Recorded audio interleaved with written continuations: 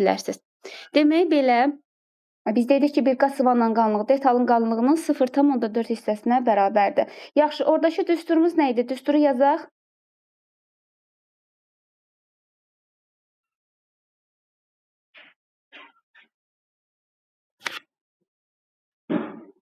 Məsələlər qismində çox müəllimimizin çətinliyi var. Zəhmət olmasa, bax, o düsturu yazaq ki, orada əgər qeyd olunarsa bizə yuva və yaxud da yarığın yanağı, bir qat sıvananın qalınlığı. Düsturumuz belə idi. S2 bərabərdir 0,5, mötərizədə S0 çıx, nə? S0 çıx A. Bəli, bəli, düzdür. Müəllimlərimiz düz qeyd edib. Bu düsturla hesablanırdı. Sonra, deyin görək nə? Zıvana birləşmələrinin hansı növləri var?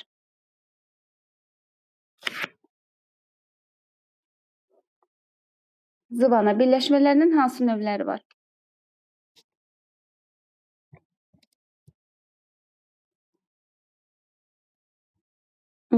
Doğrudur. Açıq bir qat, açıq iki qat, açıq üç qat, bir də düz bağlı. Bu oldu zıvana birləşmələrinin növləri. Aha, yaxşı. Təyinatına görə kondisionerlər neçə yerə bölünür müəllimlər? Təyinatına görə.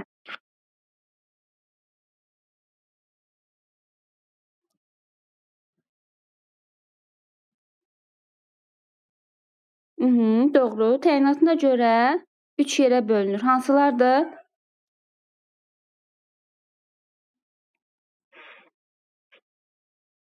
Bəli, məişət, sənaye və yarım sənaye.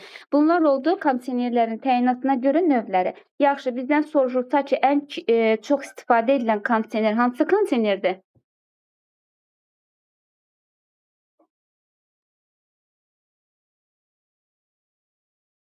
Bəli, düzdür. Split sistemli kondisionerlərdir ki, ən çox istifadə olunan kondisionerlərə aid edilirdi.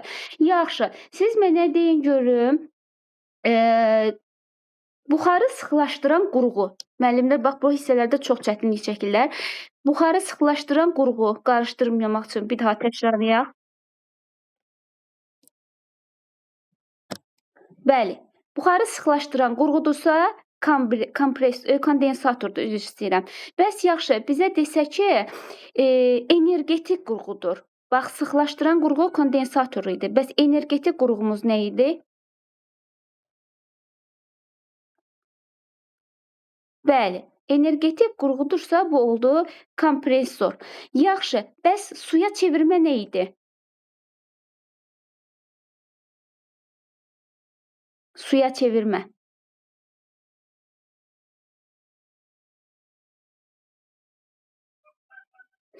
Bəli, suya çevirmə kondensasiya idi. Kondensasiya. Yaxşı. Bəs müəllimlər, biz dedik sıxılaşdıran qurğu, energetik qurğu, sonra dedik ki, nizamlayan qurğu. Nizamlayan qurğumuz hansı idi?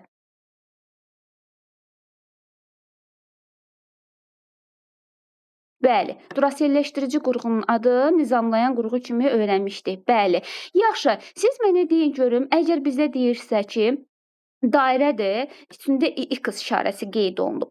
Bu hansı parçalara aid edilir? Dairə içərisində X.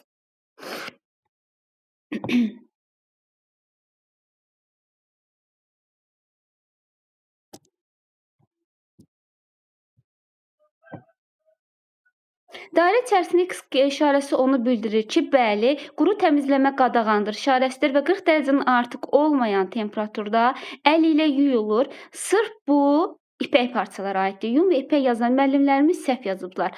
Yaxşı, bəs boyamağa davamlı bütün pambıq və katan parçalar neçə dərəcə temperaturda yuyulurdu? Boyamağa davamlı.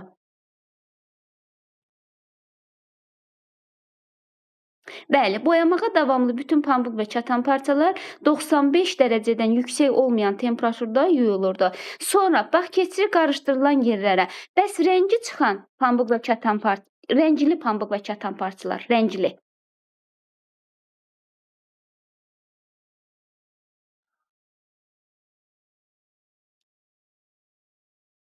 Rəngli pambıq və katan parçalar isə 60 dərəcə temperaturdaydı. Bəs rəngi çıxan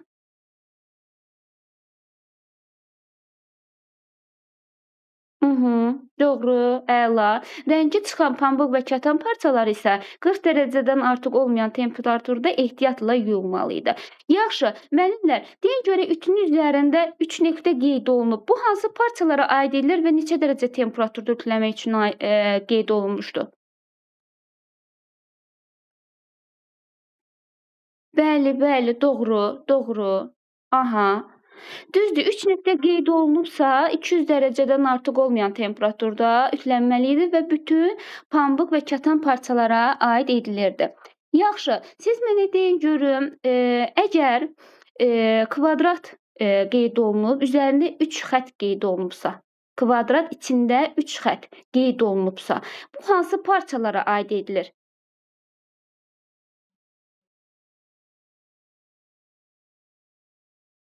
3 xətt deyirəm müəllimlər, diqqətli olun. Kvadrat içərisində 3 xətt.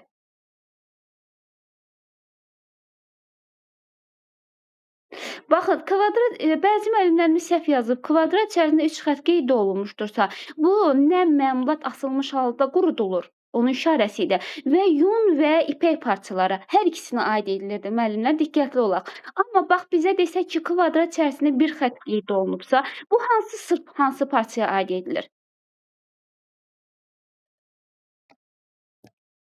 Bəli, kvadrat içərisində sadəcə bir xətt qeyd olunursa, bu sadəcə yun parçalara, yun parçaların bəzi məmulatlara aid edilir ki, bunun da mənası nə idi? Müstəvi səthə sərilmiş halda qurudulmalı idi.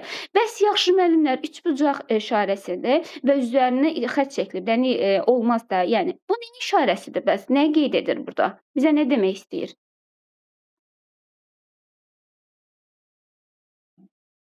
Düzdür. Xlorla, bəli, xlor tərkibli maddələrini ağartmaq olmaz. Yaxşı, bəs bu xlor tərkibli maddələrlə ağartmaq olmaz hansı parçalara aid edilirdi?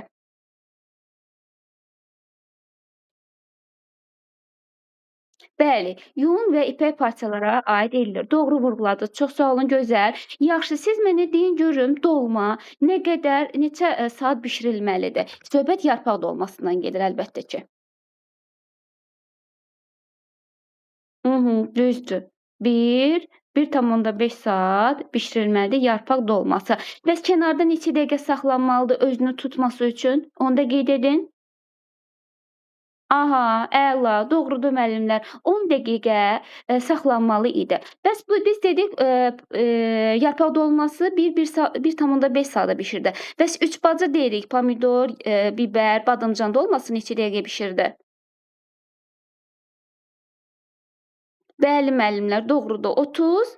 30-40 dəqiqə Van otda bişirilməli idi. Əvvəllər lap qədim zamanlarda müəllimlər, deyin görək Azərbaycan mətbəxində xörəklər hansı qablarda hazırlanırdı? Hansı materialdan hazırlanmış qablarda?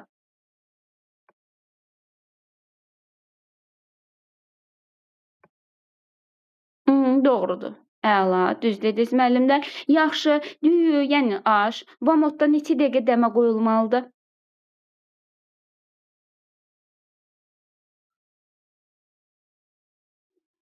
Aha, doğrudur.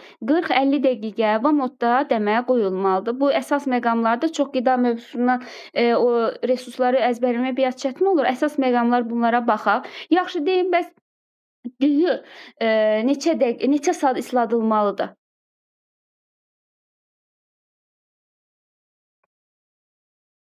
Bəli, 7. Aha, düzdür. 7-8 saat isladılmalıdır. Doğru vurğuladınız. Əla. Yaxşı. Bəs qutab hazırlamaq üçün mayalı xəmirdən istifadə olunur, yoxsa mayasız?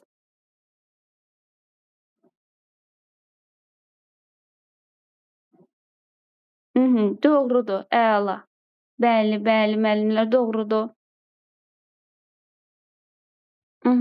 Düzdür. Mayasız bərk xəmirdən hazırlamaq lazım idi. İndi deyin mənə görüm, pulların tullanması üçün nəzərdə tutulmuş qurğudur.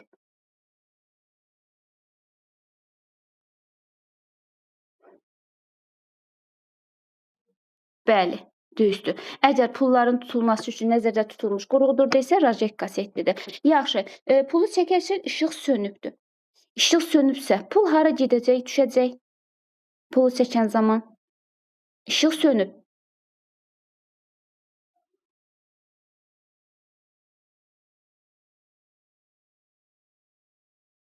Bəli, əgər pulu çəkən zaman işıq sönübsə, bu zaman ora gedir, rojet kasetə düşəcəkdir. Yaxşı, bəs, siz mənə deyin, görüm nə?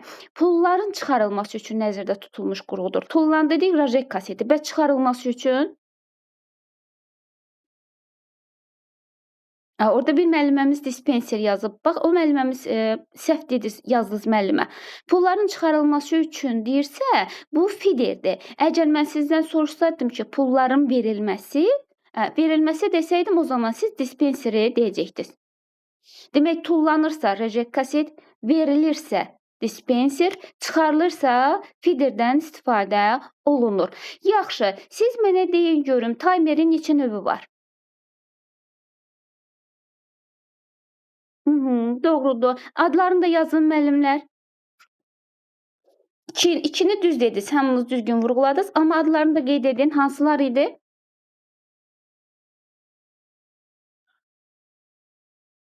Aha, doğrudur. Birləşmiş hibrid, elektromexaniki hibrid. Bu taymerin növləridir. Biz dedik ki, bəs müasir paltaryuyan maşınlarda hansı taymerdən istifadə olunurdu?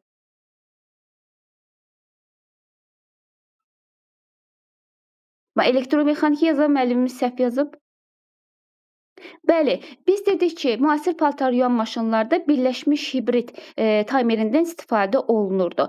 Yaxşı, sonra, müasir avtomatik paltaryuyan maşınlarda idarə etmə işini hansı hissə öz üzərinə götürür? İdarə etmə işini.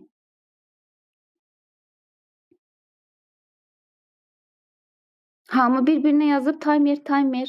Yox. Modul. Bax, modul yazan müəllimlərimiz doğrudur. Müasir avtomatik paltaryuyan maşınlarda idarə etmə işini elektron modullar öz üzərinə götürür. Diqqətli olun. Elektron modullar. Yaxşı. Bəs soruşulsa ki, idarə etmə orqanları nəyin vasitəsilə idarə olunur? İdarə etmə orqanları nəyin vasitəsilə idarə olunur? Bəli, kommutator yazan müəllimlər doğru yazıblar. Biz kitabda qeyd olunmuşdur ki, idarə etmə orqanları bir sıra yumruqcuqların köməyi ilə hərəkətə gətirilən kontaktlar kommutatoru ilə idarə olunur. Bu idarə etmə orqanlarını idarə edən hissədir.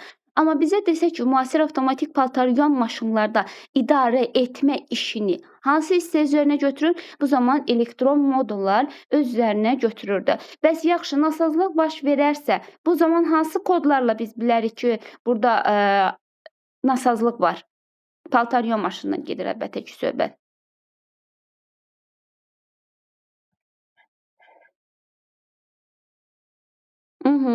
F01, F15 kodları ilə biz bilərik ki, orada nəsə problem var.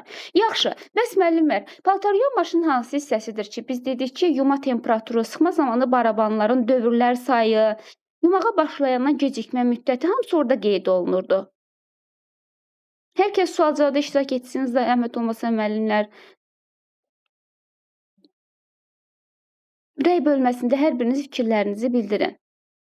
Bəli, doğrudur müəllimlər. Rəqəmli displey idi ki, yuma temperaturu, sıxma zamanı barabanların dövrlər sayı hər biri orada rəqəmli displeydə öz əksini tapırdı. Yaxşı, birdən belə deyək də, paltarlarda qeyri-bərabər paylanma halı olarsa, suyun verilməsi kəsilərsə, onun axması baş verərsə, həddindən artıq köpük yaranarsa, bu zaman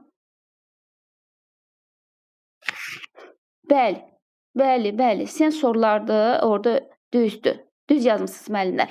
Yaxşı, deyin görək nə? 100 milyonlarla element saxlayan mürəkkəb mikrosxemdir.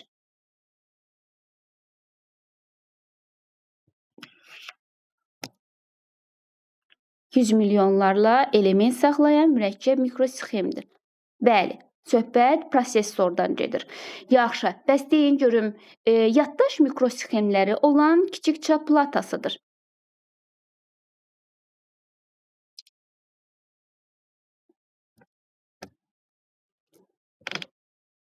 Bəli, operativ yaddaş qurğusudur ki, biz dedik ki, Bəli, bəli, kiçik çap platasıdır. Yaxşı, prosesorun proqramlara və informasiya çıxışını tezləşdirir. Söhbət hansı hissədən gedir?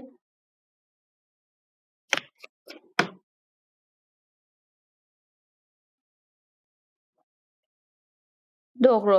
Operativ yaddaş qurğusudur ki, prosesorun proqramlara informasiya çıxışını tezləşdirirdi. Eee, Kompüterin hansı hissəsidir ki, onun köməyi ilə mətn daxil edilir, kompüter idarə olunur?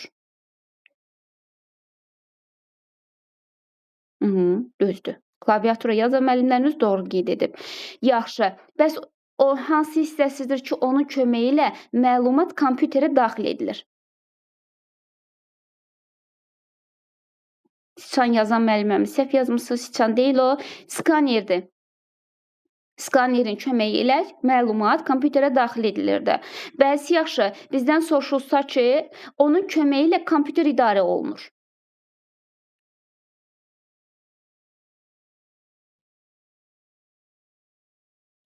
Doğrudur. Yaxşı, neçənci nəsil kompüterlərdir ki, müəllimlər, biz o dedik ki, onların, yaranması prinsipi ilə inqilabi mahiyyət kəsb edir. Ayrıca sinfi fərdi kompüterlərdir.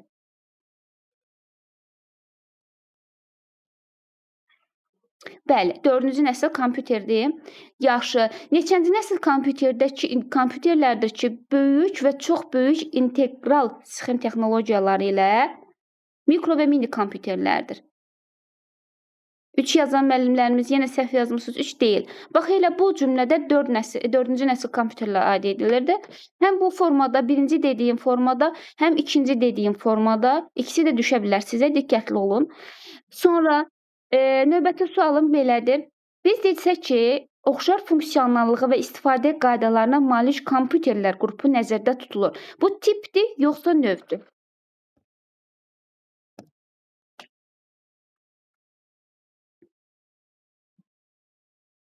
Bəli, bu tipdir. Düzdür. Aha, neçənci nəsil kompüterlərdir müəllimlər? Elektron lambalı kompüterlər idi. Onlardan riyazi məsələlərin həlli üçün istifadə olunur. Əla, düzdür. Birinci nəsil kompüterlərdir. Neçənci illəri əhatə edir? Zəhmət olmasa onu da qeyd edək.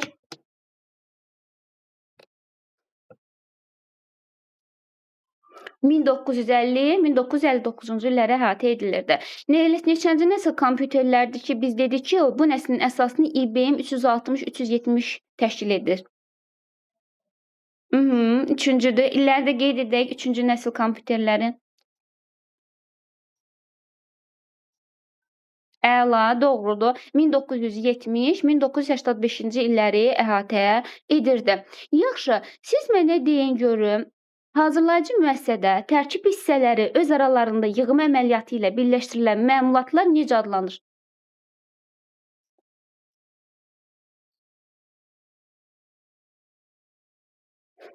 Yığma vahidi. Əla, yığma vahididir. Yaxşı. Ən müxtəlif maşınların tərkibinə daxil olub eyni funksiyanı yerinə yetirir.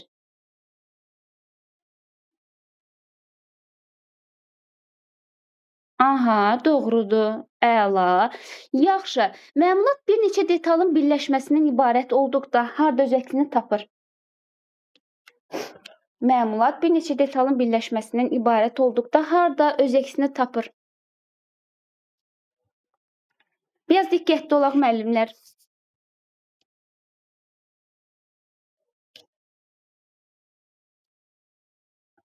Məmulat bir neçə detalın birləşməsindən ibarət olduqda yığma çertyoju yazanlar müəllimlərimiz səhv yazmısınız. Məmulat əgər birinci gəlirsə, bu zaman biz quraşdırma çertyojunu gətiririk.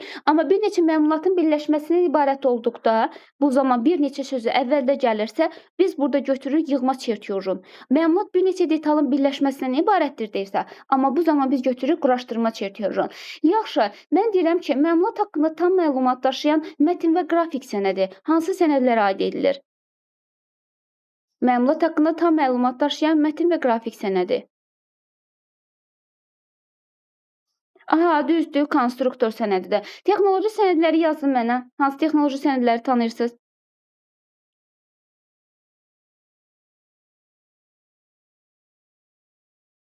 Hansı texnoloji sənədləri tanıyırdıq?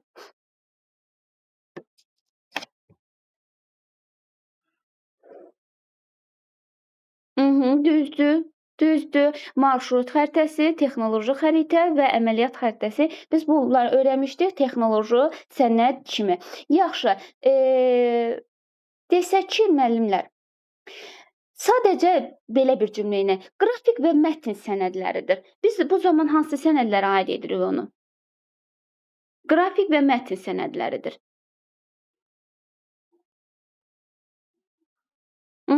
Düzdür. Texnoloji sənədlərə aid edirdik. Yaxşı, çox müəllimin çətinlik çəkdiyi bir yerə daha gələk. Deyin görək müəllimlər, hansı polimerdir tez dağılır, şaxtaya davamlılığı azdır, qida sənayesi üçün tam yararlıdır? Viskoz nəymiş? Viskoz yazın. Yox, yox. Polimerlərdən gedir söhbət müəllimlər. Poliproplendir. Bəli. Qida sənaye üçün tam yararlıdır, poliproplendir. Yaxşı, hansı polimerdir ki, onlardan avtomobillərin banında və salonunda da rast gəlmək olur?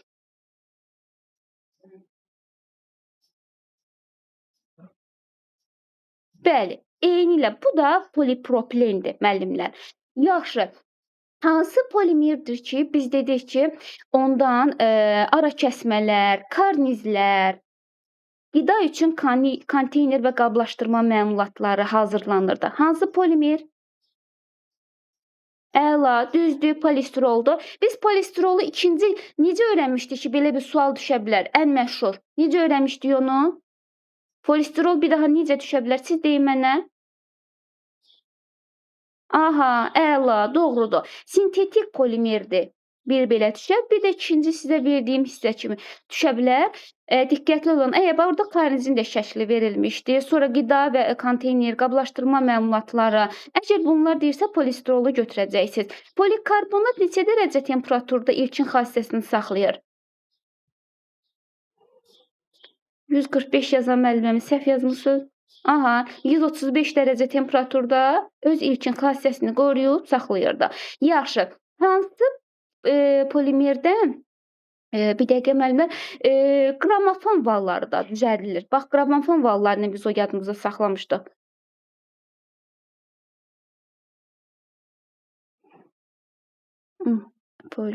Polikarbonat yazan müəlliməm, səhv yazmısınız. Polivinil xloriddir müəllimlər. Polivinil xloridi biz həm də demişdik linoleumdir, mebel haşiyələridir, qramofon vallarıdır. Bu polimerdən istifadə olunurdu. Yaxşı. Hansı polimerdir ki, bəs onu deyin görün. Bax, yaxşı aid edə bilirsiniz. Çox gözəldir bu. Deyin görək, bəs hansı polimerdir ki, yüksək möhkəmliyə malikdir, temperatur fərqinə davamlıdır, xoşagəlməz qoxusu yoxdur, qidalanma üçün təhlükəsiz hesab edilir. Bəli. Bəli, bu polietilendir. Tam yararlıdır. Poliproplendir müəllimlər. Tam yararlıdır soruşursa poliproplendir. Təhlükəsiz hesab ediləni isə polietilendir. Qarışdırmayaq. Zəhmət olmasa bu hissələrə diqqət yetirin ki, orada da bir balınız belə bilmirik ki, nə suallar düşəcək. Sadəcə diqqət yetirmək lazımdır. Yaxşı, biz dedik ki, ağzın hazırlanmış pəncərənin bərpasının hansı mərhələsində rüşeymlərin təkrar inkişafının qarşısını almaq üçün bu mərhələ həyata keçirilir? Bəli, 3-cü mərhələdir. Bəli, 3-cü mərhələdə əlif yağının çəkilməsi prosesidir. Yaxşı, ağac mıxın diametri qeyd ediləcək deşiyin diametrindən nə qədər böyük olmalıdır? Yazın görək.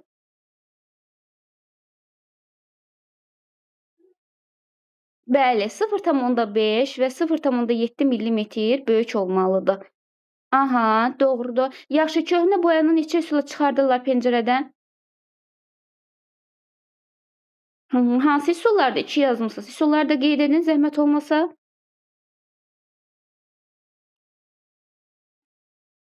Termiki və kimyəvi üsuldan istifadə olunurdu. Yaxşı, məftil ilə iş zamanı bizim əlimizin altında nələr olmalıdır? Məftil ilə işləyərkən, bax çaşmayın, asma bəzəyi demirəm, məftili soruşuram sadəcə.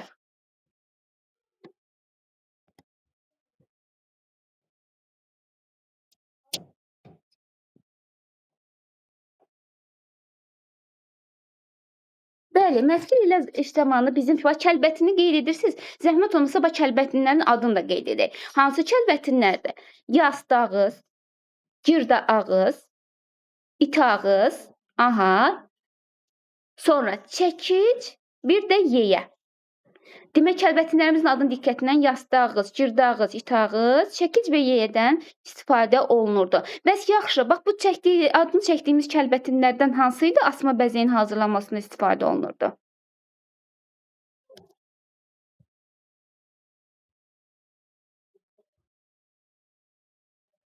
Doğrudur. Doğrudur müəllimlər. Drel, əsasən biz kəlbətindən danışırıqsa dreldən gedir söhbət. Kəlbətin üzr istəyirəm. Kəlbətindən danışırıqsa girdağız kəlbətindən gedir. Bəli, söhbət. Yaxşı, hansı məftildir ki, korroziya davamlı, möhkəm və plastikdir? Plastikdir. Yox, mis yazan müəlliməmiz səhv yazdı. Mis deyil.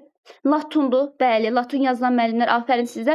Davamlı, möhkəm və plastikdir. Latun məftildir. Bəs yaxşı, hansı idi elastik olan? Möhkəm kifayət qədər elastik olan? Bəli, doğrudur. Sink məftili idi. Yaxşı, hansı məftil idi ki, bəs həcmli kütlə yaratmaq üçün yaxşı burulurdu? Hansı məftil?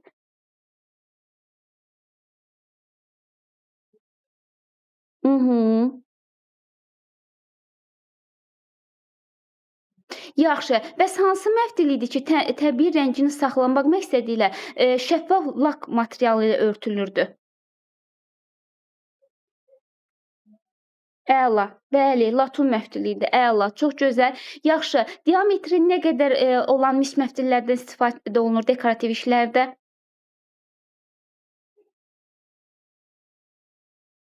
Bəli, 0,3 və 1 düzdür. Əla, gözəl. Yaxşı, hansı məftil idi bəs toxuma və hörmə işlərində ən çox istifadə olunmaq üçün məqsədə uyğun hesab olunurdu? Toxuma və hörmə. Əla. Əla, bəli. Toxuma və hörmə işlərində mis məftillərdən istifadə olunur. Yaxşı, bizə belə bir cümlə qeyd edib testdə ki, təmələ çəkilmiş rəsm mufya sobalarında 600-700 temperaturda bişirilir. Bu hansı minaya çəkməyə aid edilir? Bəli, bəli, təmələ çəkilmiş rəsm 600-700 temperatur deyirsə, rəssamlıq minasıdır. Yaxşı, bəs desək ki, bizə hansı mina çəkmədəndir ki, ən çox bizdə lak boya materiallarından istifadə edilir orada. Lak boyanı bax biz nə ilə? Yox, isti yazan müəllimlərimiz səhv yazmısınız. Lak boya. Rəssamlıq minası bax qəti götürmürük, diqqətli olun. Lak boya deyiriksə, bəli, bu zaman biz soyuq minadan söhbət gedir. Bəli, soyuq yazan müəllimlərimiz doğru vurğulayıbdır. Yaxşı, bəs isti mina neçə dərəcə temperaturda həyata keçirilir?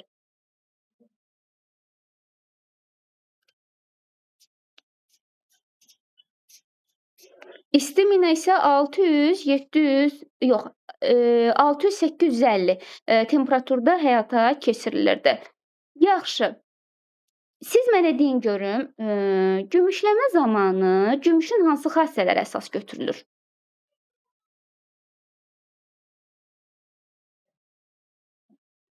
Gümüşləmə zamanı gümüşün hansı xassələri əsas götürülür? Yazın. 3'dür, doğrudur. 3 hansı 3'lərdir?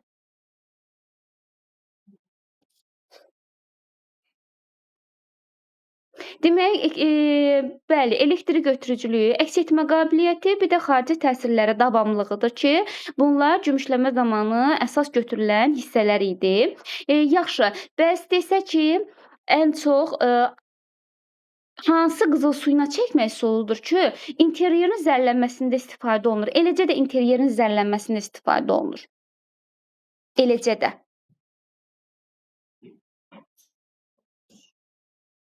Yox, odlu yazan müəlliməmiz səhv yazmısınız. Odlu deyil. Aha, yağdır. Yağ yazan müəllimlərimiz düzdür. Bax, odlu qızıl su ilə necə öyrənmişdik? Ən qədim üsuludur. Qovrulmuş qızıl adı verilir. Həmçinin də belə deyək də, çatışmayan cəhəti zəhərli olması. Bax, odlu qızıl su ilə belə yadımızda saxlamışdıq. Eləcə də interyerin zərlənməsi deyirsə yağ əsasdır. Ancaq interyerin zərlənməsi deyirsə polimet üzərinə qızıl su ilə çəkmədən gedir söhbət. Yaxşı, bəs desək ki, mis fonun ərintiləri üzərində pərdə və nazik təbəqənin çəkilməsidir. Misyonun ərintiləri üzərində. Aha, doğrudur. Patinyaza müəllimlərimiz əla gedirsiz, super. Misyonun ərintiləri üzərində pərdənin çəkilməsi patinləşmə gedir. Yaxşı, hansı demək bəzəmə üsuludur ki, biz dedik ki, belə deyək də, həm dekorativlik, həm də qoruyuculuq funksiyası verir. Həm dekorativlik, həm qoruyuculuq. Yaxşı. Doğrudur, doğru, əla, anodlaşmada. Yaxşı, mexaniki cəhətdən ən möhkəm və davamlı təbəqə hansı metalın aşağı temperaturda anodlaşması zamanı əldə olunur?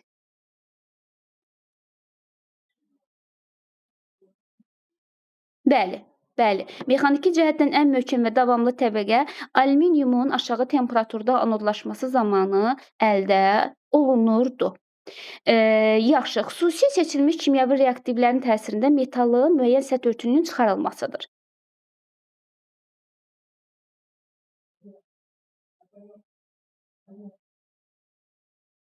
Aşınmadır. Düzdür, aşınma. Əla. Yaxşı, hansı qara metalların hansı bəzədilmə üsuludur ki, dedək ki, metalın çox sadə dekorativ bəzədilmə üsuludur? Metalın çox sadə, yox, oxşatma deyil də axı müəllimə, yox, oxşatma metallara aid edilmirdi. Metalın çox sadə dekorativ bəzədilmə üsuludur. Xeyr, sağlama deyil. Bəli, rifləmədir. Rifləmə metalın çox sadə dekorativ bəzədilmə üsuludur. Həmçinin bax, rifləmə bizə bir neçə düşə bilər. Necə? Həm belə deyək ki, dəqiq yerinə yetirilmiş naxış açma, kimyəvi üsulla naxış açmanı xatırladır. Və yaxud da rifləmə kiçik ölçülü məmulatların bəzədilməsində, meybi-furnitur elementlərin bəzədilməsində istifadə olunur. Həmçinin metalın çox sadə dekorativ bəzədilmə üsuludur. Bunların hər birini biz rifləməyə aid edirik müəllimlər. Bəs yaxşı, rifləmə zamanı alətin rahat sürüşməsi üçün hansı tədbir görülür? Onu da yazaq. Doğrudur. Hər zərbədən sonra yağda isladılmış əski ilə silmək lazımdır. Əla. Doğrudur müəllimlər, çox gözəl. Yaxşı, sənayedə o yellər neçə cür istehsal olunur? Yazın. 2 hansı 2?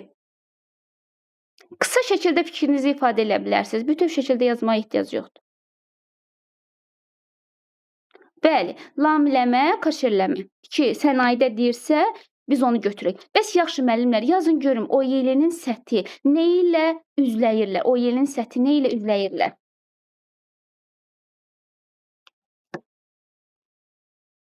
Qısa 3 hərflə də yazsanız, mən sizin yazdığınızı başa düşəcəm. Sadəcə cavablandırın.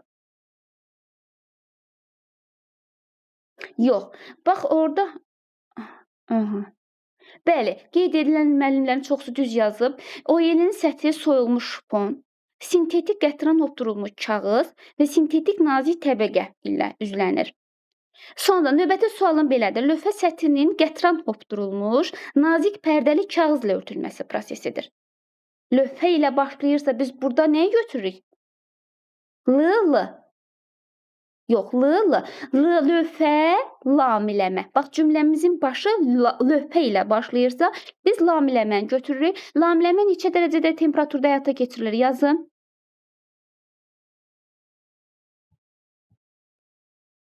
%140, bəli, 210 dərəcədə həyata keçirilir də.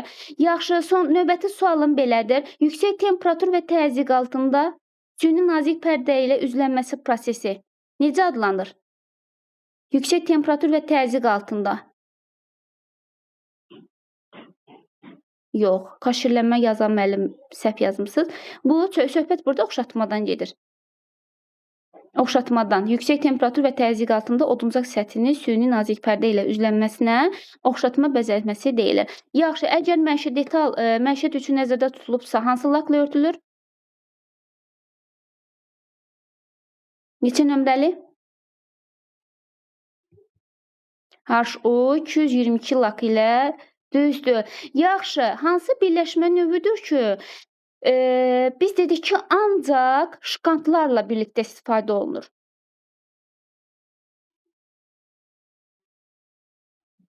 Düzdür. Düzdür. Hansı birləşmə növüdür ki, detalların düzgün birləşməsinə şərait yaradır?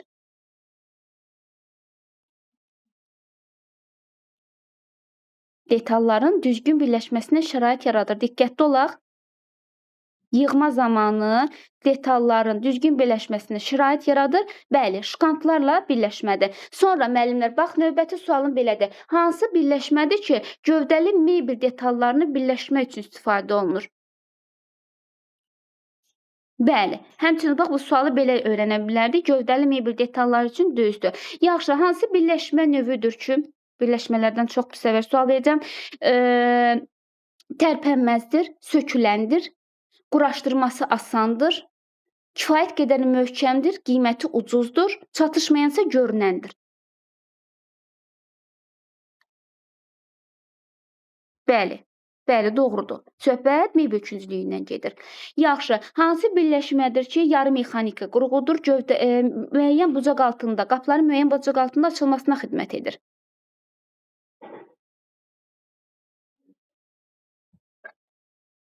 Bəli, çaşqa həncamadan gedir söhbət. Yaxşı, hansı birləşmə, bərkitmə növüdür ki, birləşmə və bərkitmə bəzən səhv deyə bilərəm müəllimlər, üzrlü sayın. Hansı bərkitmə növüdür ki, ən çox işlədilən bərkitmə növü hesab olunur?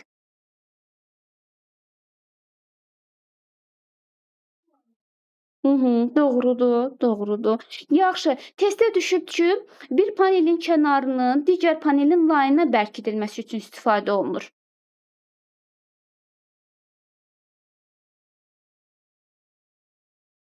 Düzdür, düz vintli bərkitmədir. Yaxşı, güclü birləşmələrin etibarlılıq dərəcəsini artırmaq üçün nədən istifadə olunur?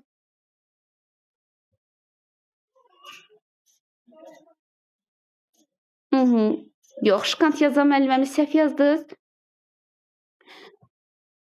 Demək, güclü birləşmələrin etibarlılıq dərəcəsini artırmaq üçün birləşdirici furniturlardan istifadə olunurdu. Aha, növbəti sualım belədir. Deyin görüm nə? Ailənin gəlirləri neçə növə bölünür? Hansılardır? Bəli, 2 yerə bölünür, düzdür. Maddi gəlirlər və pul gəlirləri. Bəs yaxşı, ailənin əsas gəliri puldur yoxsa maddidir? Bəli, ailənin əsas gəliri pul gəliridir.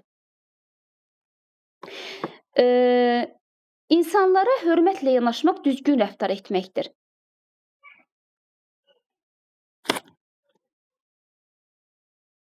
İnsanlara düzgün davranış mədəniyyəti. Başqasına kömək etməyə həmişə hazır olmaqdır.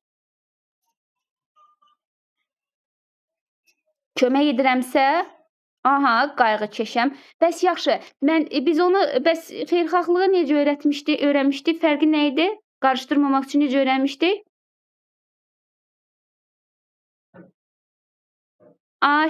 Yaxşılıq edirəmsə, yaxşıyamsa, yaxşılıq xeyirxaham, kömək edirəmsə, qayğı çəkəm.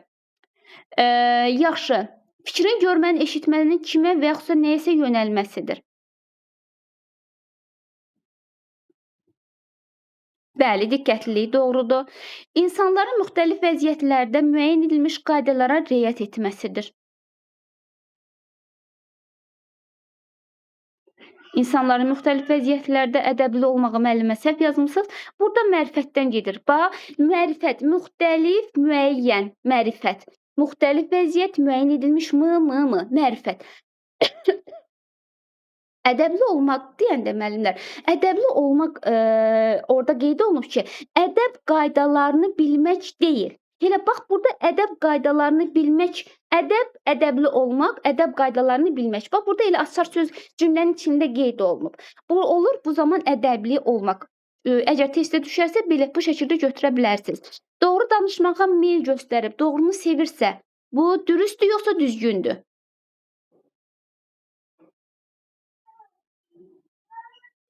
Yox, dürüst yazan müəllimiz səhv yazmısınız. Dürüst deyil. Əgər doğru danışmağa meyl göstərirsə, bu düzgündür. Dürüst insan isə deyir doğru danışır və verdiyi sözü yerinə yetirir. doğru danışır və yerinə yetirsə dürüsttür. Amma meyl göstərir, doğrunu sevirsə, bu düzgündür. Müəllimlərimiz çox qarışdırma hissə budur. Yaxşı, öyrənmişdik, mənəvi əxlaqi kateqoriyadır. Mənəvi əxlaqi kateqoriyadır. Aha, düzdür, müəllim, ləyaqət yazan müəllimlərimiz doğru yazmışız. Bəs yaxşı müəllimlər desə ki, dəyərlər çərçivəsində özünü aparmaqdır. Qəbul edilmiş dəyərlər çərçivəsində özünü aparmaqdır.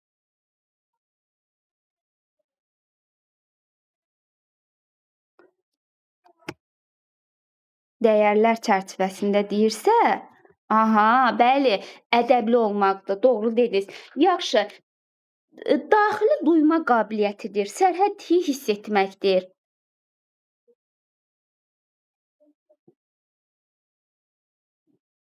Sizə doğrudur müəllimlər, mərifətlilik, əlasız, mükəmməlsiz. Yaxşı, bəs desək ki, nə? İnsanların fərdi xüsusiyyətlərini aşkarlamaq, nəzərə almaq bacarığı. Bəli, insanları fərdi xüsusiyyətlərini aşkarlayırsa, bu zəriflikdir. Siz sonra deyin görün mənə, biz dedik ki, muncuq muncuqla işləyərkən muncuğun ən sadə tikmə üsulu hansı tikişdə tikilməsidir? Ən sadə üsulla tikilməsi hansı tikiş ilədir? İynə qabağı yoxsa iynə arxası? Bəli, yox, iynə arxaya yazan müəllimimiz səhv yazdınız müəllimə. İynə qabağa tikişidir. Ən sadə üsul muncuğun iynə qabağa tikiş ilə tikilməsi ən sadə üsul hesab olunurdu. Yaxşı, işləyən zaman iynədə sapın uzunluğu nə qədər olmalıdır? Söhbət əlbəttə ki, muncuq hörmədən gedir. Düzdür, 30-40 sm-dən artıq olmamalıdır. Yaxşı, xaçvari həcmli naxış tikmədə hansı saplardan istifadə olunur? Yif, bəli, yif sözü ilə yadımızda saxlamışdıq. Yun, ipək və viskoz. Hansı həcmli naxış tikmədir ki, biz dedik ki, sıx yapışan və təsviri doldurmaq üçün düz sırarası tikişlərlə yerinə yetirilir.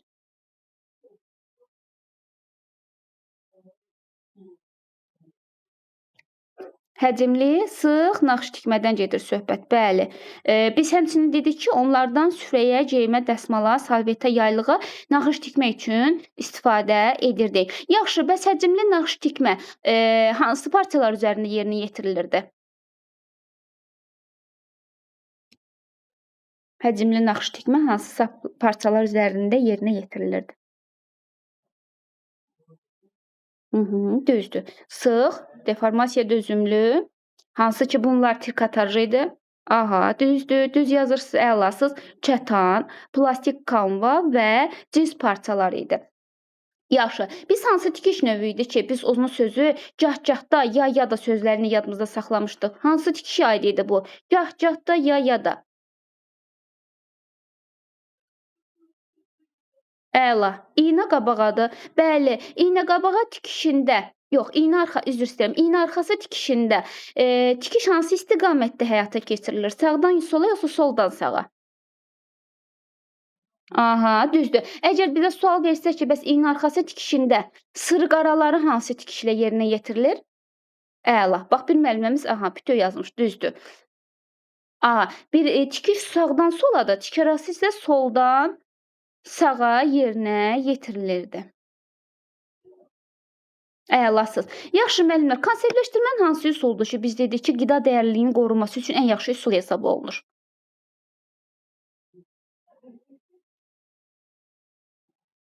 Aha, düzdür. Dondurma ən yaxşı üsul hesab olunurdu. Yaxşı, kimyəvi konservləşdirmə bir qədər susuzlaşdırmadır. Düzdür, düzdür. Kimyəvi konservləşdirmə bir qədər susuzlaşdırmadır, hissə vermədir. Yaxşı, qida məhsullarının tərkibində və istənilən mühitdə mikrobların məhv edilməsidir.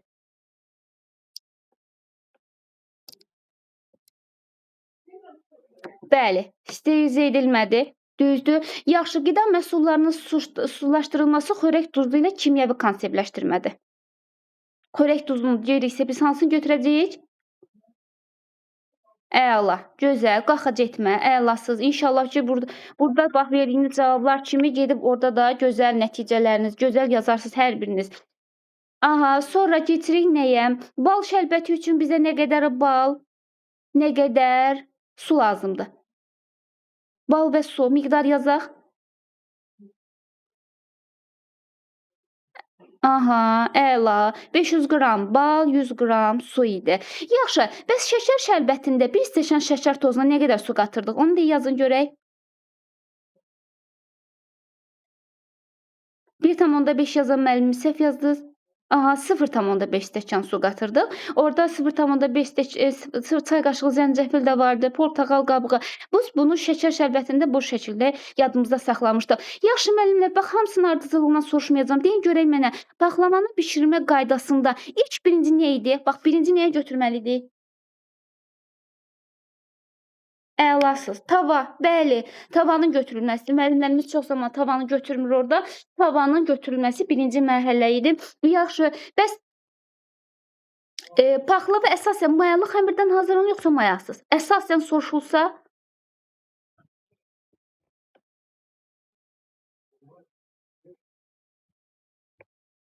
bəli, əsasən soruşulsa mayasız yox, yox, yox, düzdür, düzdür.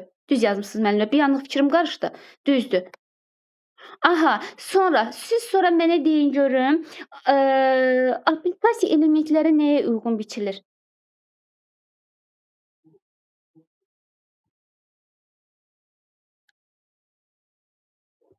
Ülgü və qəlibə uyğun. Əlasız. Yaxşı. Biz dedik ki, aplikasiya, yerinə yetirərkən bir neçə məqam var idi. İndi bax onları sizə sual verirəm. Açar sözündən xırda, yazın mənə görüm. Bax deyirəm ki, əgər aplikasiya Kurjovadan salınırsa, biz onun hansı sözünü yadımızda saxlayırdıq? Kurjovadan salınırsa? Bəli, qalın ziqzaq şəkilli tikişlə. Nazik yox, nazik yazan müəllimi səhv yazdınız. Bax, aplikasiya Kurjovadan salınanda qalın sözü, görürük qalın ziqzaq şəkilli tikişlə. Bəli, yaxşı. Bəs desək ki, əgər aplikasiya bir neçə elementdən ibarətdirsə, o zaman A hissəsi düzdür, ən alt hissədən başlamaq lazımdır. Aplikasiya nazik parça təsvirdən istifadə olunursa, bu zaman nə öyrənmişdik? Əla. Bəli, böyük ehtiyat zolağı. Bu böyük ehtiyat zolağı bizim açar sözümüz idi. Demək, Kurjova idirsə qalın, bir neçə elementdirsə ən altdan, nazik, parçadan istifadə olunursa, böyük ehtiyat zolağı ilə tikib götürürdük. Yaxşı, ilkəkəsmə bir proses kimi neçə cür həyata keçirilirdi? Yazın görək. Yox, 2 cür deyil də axı müəllimlər, diqqətli olun. 3 idi. Aha. Hansılar idi? Avtomat, yarım avtomat, bir də əllə. Əllə yerinə yetirilirdi.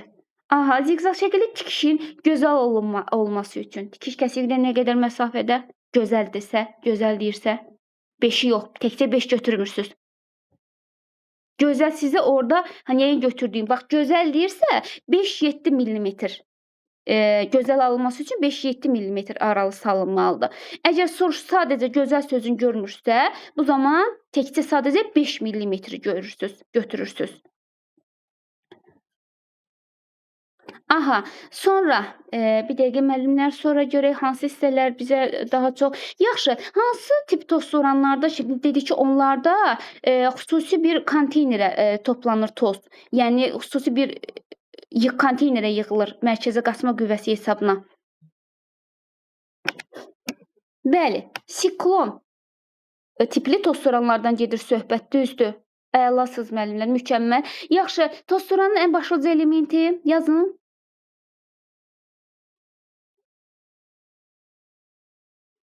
Əla, ən başlıca elementi filtrdə mühüm hissəsi?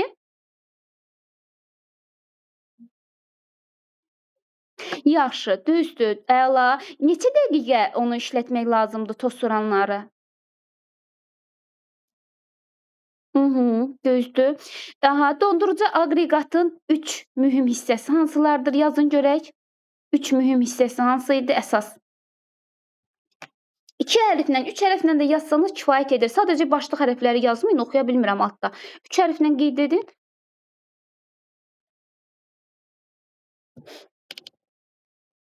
Kondensator, buxarlandırıcı və kompressor. Bunlar 3 mühüm hissəsidir. İndi ardıcıllıqla mənə sadəcə 3 hərfdən ibarət quruluşun yazın. 6 hissədən ibarətdir bildiyimiz kimi. Quruluşun qeyd edin, amma ardıcıl.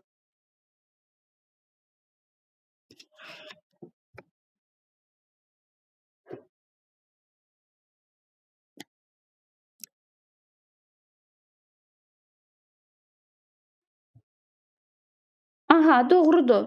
Aha, demək kondensator birincidir. Kondensator 3, 2, 1 gəlir. Kondensator, kapilyar boru, kompressor. Öyrəndik belə. Sonra buxarlandırıcı, quruducu, filtr, geri qaytaran boru. 6 hissədən ibarət idi. Yaxşı, bəs desək ki, müəllimlər, havanı, buxarı, qazları sıxmaq üçün qurğudur. Havanı, buxarı, qazları sıxmaq üçün qurğudur.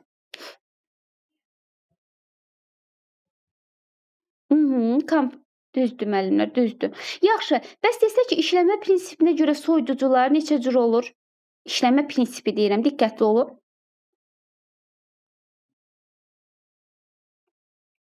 Hansılardır ki, adlarını da qeyd edin. Yox, orta və aşağı deyil. O növünə görə 2-dir. Növüdür o. Amma işləmə prinsipini soruşuramsa, kompressiyalı və absorpsiyalı termoelektriki götürürük. İşləmə prinsipi deyirsə budur və ən çox istifadə olunan hansıdır? Ən çox yayılanı? Bəli, kompressiyalı donduruculardır ki, ən geniş yayılanı hesab olunurdu. Yaxşı, paltar yuyan maşında yuyulan paltarın miqdarından asılı olaraq çənə yığılan suya nəzarət edir. Hansı hissə?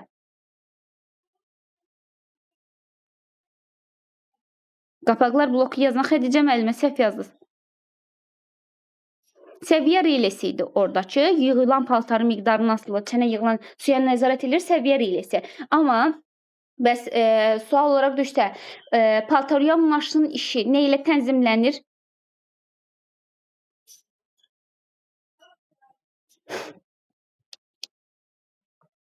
Bəli, bəli, doğrudur. İdarə etmə lövhəsi ilə tənzimlənirdi.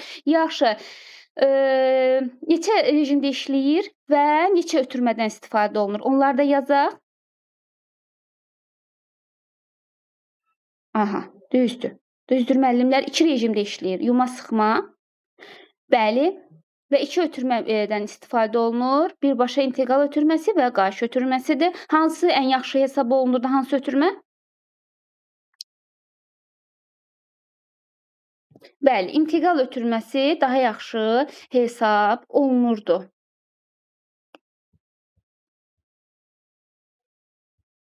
Yaxşı, biz dedik ki, elektrik mühərrikləri bir neçə əlamətinə görə təsnif olunurdu. İndi mən sizə deyirəm, bilirəm, burada təsnif edə bilməyəcəksiniz. Mənə deyin görün, bu budur. Məsələn, deyirik ki, fırlanan maqnit sahəsinə görə uyğunlaşdırma düşüb tutaq ki, necə götürərdik? Fırlanan maqnit sahəsinə görə neçə cür olurdu? Elektrik mühərrikləri. Aysa, düzdür. Fırlanan maqnit sahəsi deyiriksə, kollektorlu, kollektorsuz. Əlasız. İstifadə olunan cəryan deyiriksə. Doğru. Sabit dəyişən, əlasız. Yaxşı, fazaların miqdarı deyirsə. 1 fazalı və 3 fazalı. Ən sonuncu da siz yazın. Gücü. Əla. Bizə demək uyğunlaşdırma düşərsə, fırlanan maqnit sahəsi kollektorlu, kollektorsuz, istifadə olunan cəryandısa sabit dəyişən, fazaların miqdarı 1 fazalı, 3 fazalı və gücü. Demək, bu oldu elektrik mühərriklərinin əlamətinə görə təsnif olunması. Yaxşı, bir sualıma cavab verin. Deyin görək, elektrik mühərrikləri hansı mexanizmlərdə avtomatlaşdırılmış qurğuları hərəkətə gətirirdi?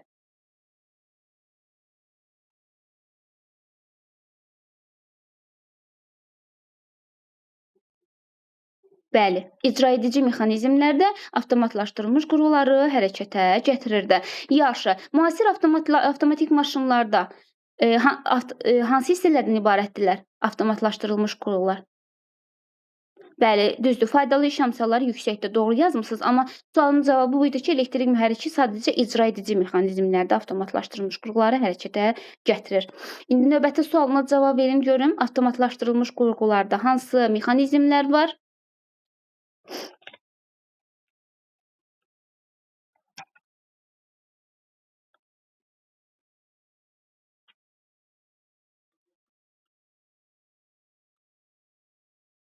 Aha, ötürücü, gücləndirici. Aha, sonra icra edici istehsal edir. Ötürür, gücləndirir. Sonra icra başlayır, iş başlayır. İş başlayandan sonra da istehsal prosesi başlayır. Yadda saxlayamayan müəllimlər belə ötürür, gücləndirir. Yəni gücü ötürür, sonra o da güclənir, sonra işi icra etməyə başlayır. Ondan sonrası istehsal prosesi həyata keçirilir. Bu şəkildə yadınızda saxlayın. İndi siz bax burada avtomatlaşdırılmış qurğuların mexanizmlərini dediniz. İndi siz mənə deyin, iş maşınlarının 4 əsas hissəsindən ibarətdir dedik. Hansı hissələr idi onlar? Yazın. İş maşınları 4 əsas hissədən ibarətdir. Hansı hissələr?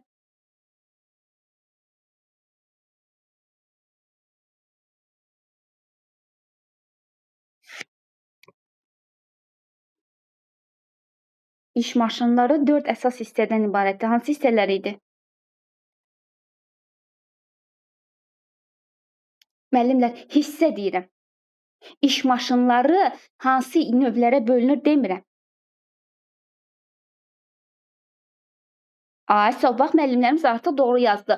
Demək, iş maşınları 4 əsas hissədən ibarətdir. Mühərrik, ötürücü, mexanizmlər, sonra nə idi? İşçi orqanları idi, bir də idarə etmə mexanizmləri idi.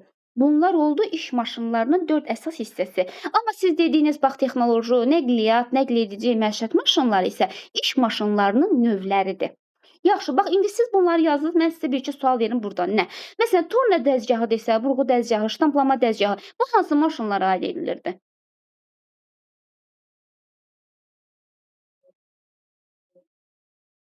Əla, bəli, texnoloji maşınlara aid edilirdi. Yaxşı, bax burdan daha bir yerə bax bu mövzudan bir sual daha verim. Deyin görək əlv elektrik drelində hansı ötürmədən istifadə olunur? Hansı ki, bax bu miqə düşmüş suallar sırasındadır. Bəli, əlv elektrik drelində dişli ötürmədir. Bəs yaxşı, dülgər verstaqının sıxacı ət çəkən maşında hansı ötürmədir? Düz yazmısınız, əlasız. Torna dəzgahının işçi orqanı hansıdır? Torna dəzgahının işçi orqanı kəsicisi olan patrona qoşulmuş nə idi? Şpindel idi. Sonra deyin mənə görüm, hansı hissədir ki, o maşınlarda hansı hissəsidir ki, biz dedik ki, o texnoloji əməliyyatları yerinə yetirir, hərəkəti pəstdaha və aləti ötürür.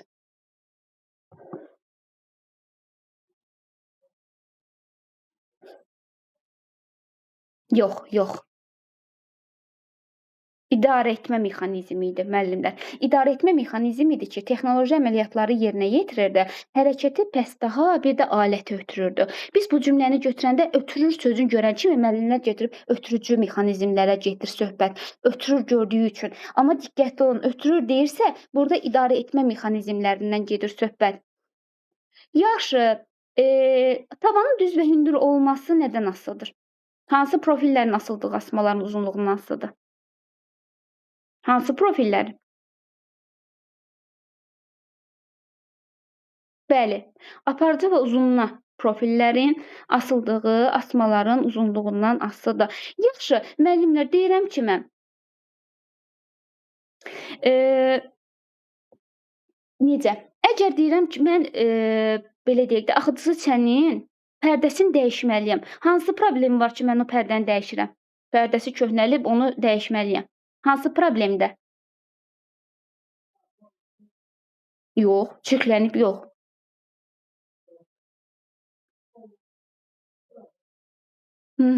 Bəli. Əgər bax dedim ki, arası kəsilmədən axır, dayanmadan axırsa, hə, bu zaman mən pərdəni dəyişməliyəm. Bəs nə zaman polad boltları dəyişməliydik? Nə baş verəndə polad boltlar dəyişirdik? Bəli, su döşəməyə axırsa, lazım yerə deyil, döşəməyə tökülürsə, bəs yaxşı, tez axıb tez gedirsə, məsələn, çənə tökülən su tez axıb gedirsə, bu zaman nəyi dəyişirdik? Bəli, üzgəcli mexanizmdə problem var. Yaxşı, həmişə hansı səthdən hansı səthə doğru, mallalama aparılmalıdır?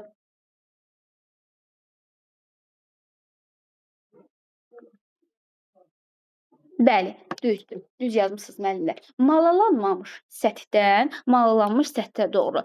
Biz dedik ki, malalama prosesini həyata keçirərkən bir düz xəttli, bir qövsvari, bir də dairəvi hərəkətlərdən istifadə edirdik. Biz dedik ki, məsələn, düz xəttli hərəkətdən harda istifadə edirdik düz xəttlidə? A, düz xəttli. Bəs arzu olunan hərəkət hansı idi? Arzu olunan. Bəli, arzu olunan hərəkət qövsvarı işləmək. Bəs böyük səthlər? Bəli. Böyük səthlər isə dairəvi hərəkətlərlə yerinə yetirilirdi. Yaxşı, dənəbər quruluşa malik olan son malla materialı nə idi? Dənəbər quruluş. Supersiz, mükəmməl. Minerallar. Aha, yaxşı. Sonra mexaniki bəzək vurma üsuludur.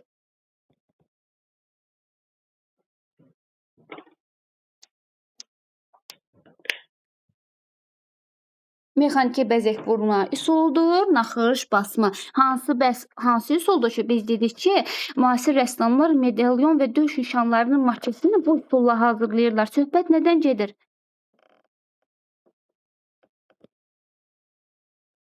Bəli, folqa üzərinə naxış basmadan gedir söhbət, əla. Yaxşı, əgər bizim əlimizin altında nazik isti alan alət yoxdursa, bunu nə ilə əvəz edə bilərik?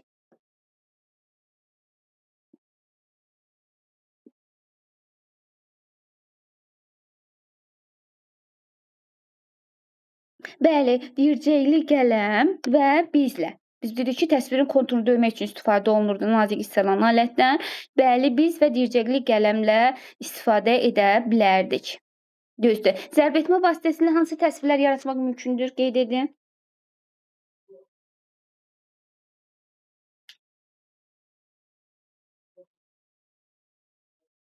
Zərbetmə vasitəsilə hansı təsvirlər yaratmaq mümkündür?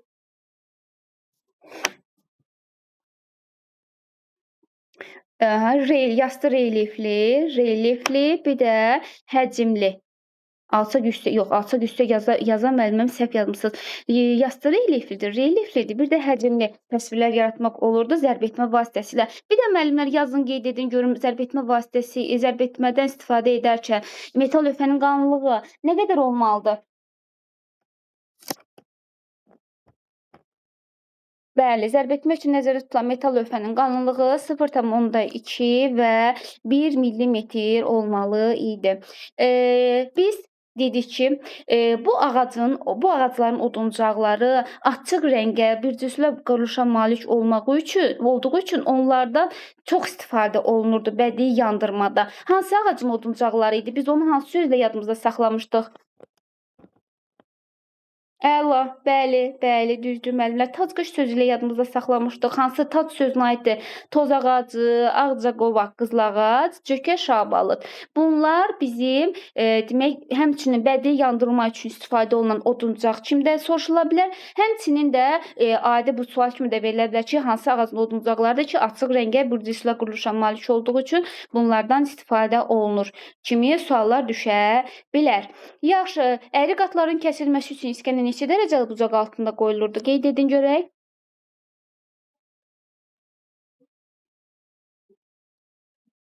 30-40 dərəcəli, doğrudur. Bəs oymanın dərinliyindən soruşulsa?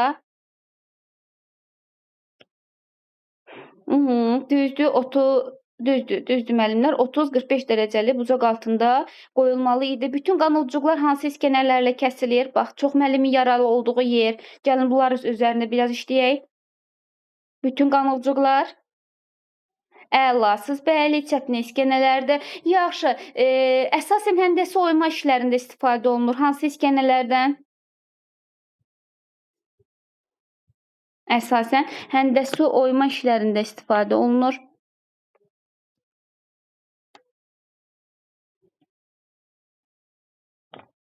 Əsasən həndəsi oyma işlərində istifadə olunursa, bəli, düzdür, yastı çəpini iskənələrdir. Hansı iskənələr vasitəsilə yastı relyefli oyma və kənar xətt üzrə oyma işlərində fonun təmizlənməsi üçün istifadə olunur?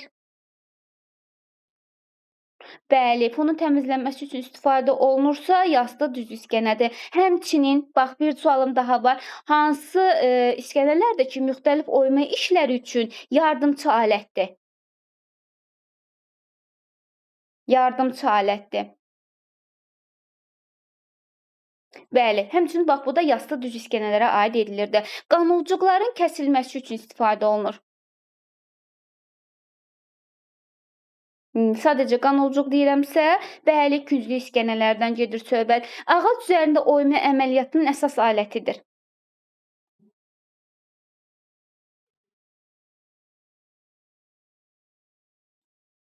Əsas alətidir.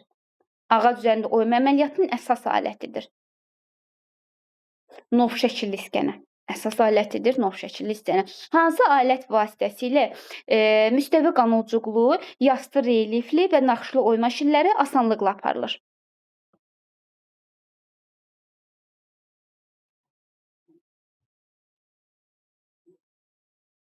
Bəli, tiyəsi çəpinə bıçağı idi ki, bəli, doğru dediniz. Tiyəsi çəpinə bıçağı idi ki, biz dedik ki, ağac üzərində oymanın əsas iş alətidir həmçinin və bununla müstəvi qanovcuqlu, yastı relyefli və naxışlı oyma işləri asanlıqla aparılır. Əla. Yaxşı, bəs həcmli elementlər hansı iskənələrlə işlənirdi müəllimlər? Yazın görək. Həcmli elementlər.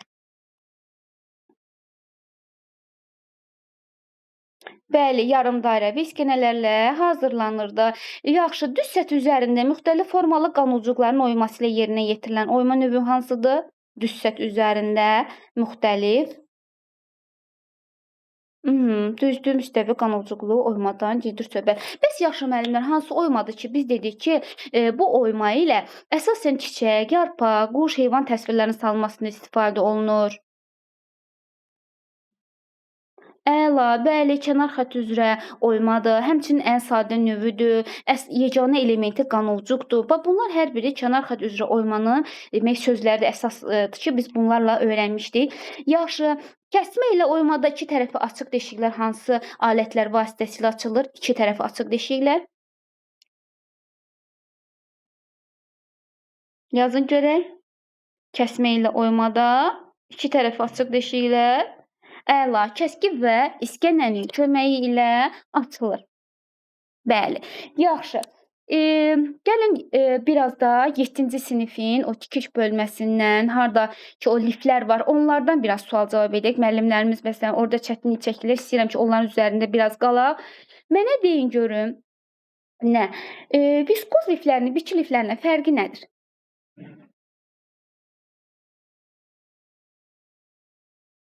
Viskoz liflərinin biçi liflərindən fərqi nədir? Yox, tez alışma deyil. Bax, orada müəlliməmiz tez alışır yazır, səhv yazmısınız. Bəli. Fərqi odur ki, demək, qələvi və turşuların təsirinə həssasdır. Bitki liflərindən fərqi qələvi və turşulara qarşı həssaslığıdır. Yaxşı, bəs hansı lifimiz idi ki, biz dedik ki, nəmi hop dururdu, nəmi, amma tez quruyurdu, möhkəm idi, daha da elastik idi. Əla. Bəli, asetat və 3 asetat lifinə aid edilirdi. Əgər biz asetat və 3 asetat lifindən danışırıqsa, bir sualıma daha cavab verin. Xammal qismində onların hazırlanması üçün nədən istifadə olunurdu?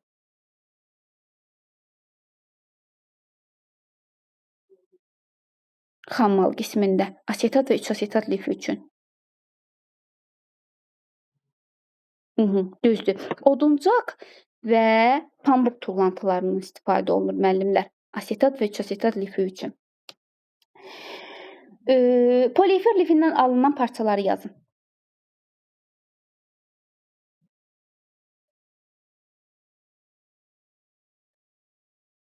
Poliester, lavsan, krimplin. Gözəl. Sintetik liflərin ən möhkəmidir.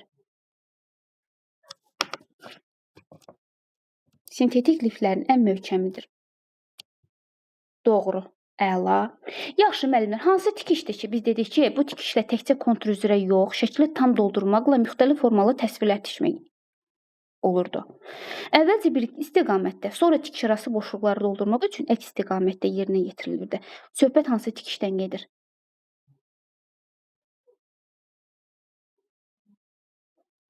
Təkcə hesab yazan, xeyr, hesab yazan müəllim səhv yazmısınız. Divar naxışı və yaxud da iynə-qabağa tikişidir müəllimlər bu. Hansı ki biz dedik ki, 2 dəfə iynə-qabağa və yaxud da divar naxışı adlanır. Biz necə dedik? Bax, iynə-qabağa tikişində gözünüzün qabağına gətirin. Orda bax belə verilib də. Tikişi tam doldurmaq üçün təsvir kontur üzrə yox, bütün şəkli doldurmaq üçün istifadə olunur.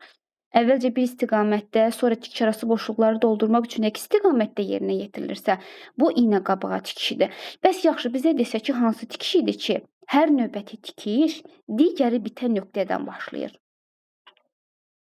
Yox, su tikişi deyil müəllimə. Bax, digəri bitən nöqtədən başlayır. Hamısı bax bu iynə arxaya tikişidir. Bu həmçinin maşın tikişini xatırlayır. Bəli, orta, ay soba yazan orta yazılan müəllimə düz.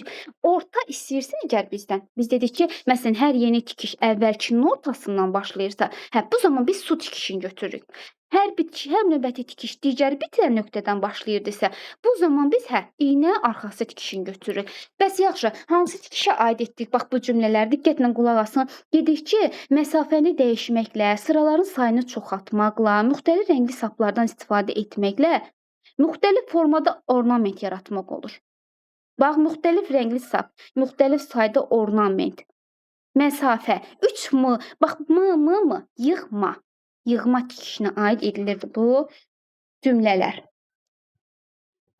Hansı liflərin tərkibində dedik ki, yüksək miqdarda karbohidrogen və selyoz var?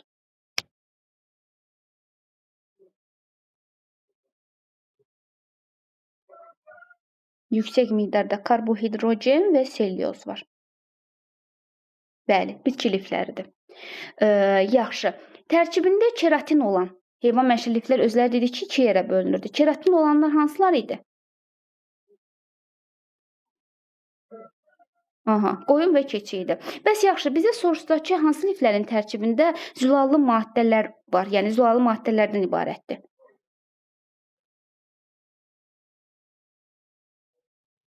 Bəli, heyvan mənşəlilərdə zülaldır, bitki mənşəlilərdə karbohidrogen və selyozdur. Yaxşı, baxın, gəlin bir sualda cavab verin. Bax, o testləri işləyəndə müəllimlər çaşır. Süni parça lifləri üçün xam mal qismində nədən istifadə olunurdu?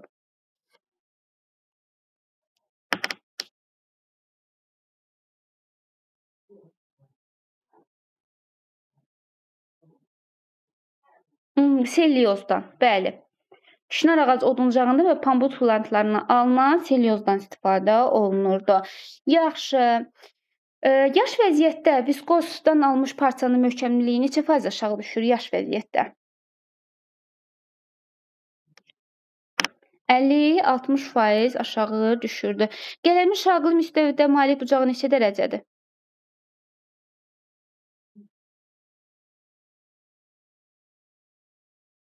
Şaqlı müstəqil malik bucağı 35 dərəcədir. Bəs hissələrə ayırarkən metalı zədələnməmək üçün neçə dərəcəli bucaq altında?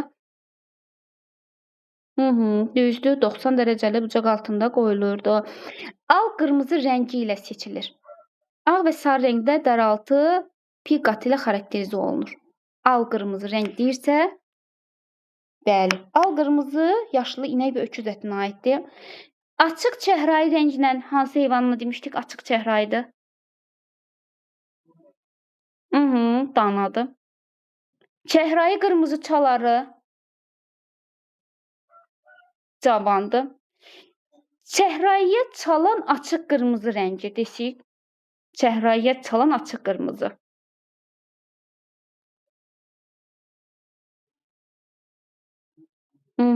Düzdür. Cavan qoyun ətindədir bu çəhrayıya çalan açıq qırmızı. Bəs qocada necə idi müəllimlər? Qocada rəngi necə idi? Bəli, kərpic rəngdə olurdu.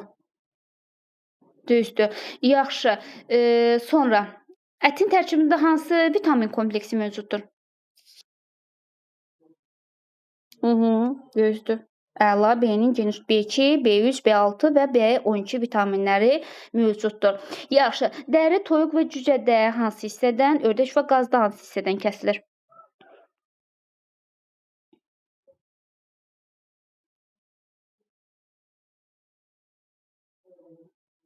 Aha, düzdür.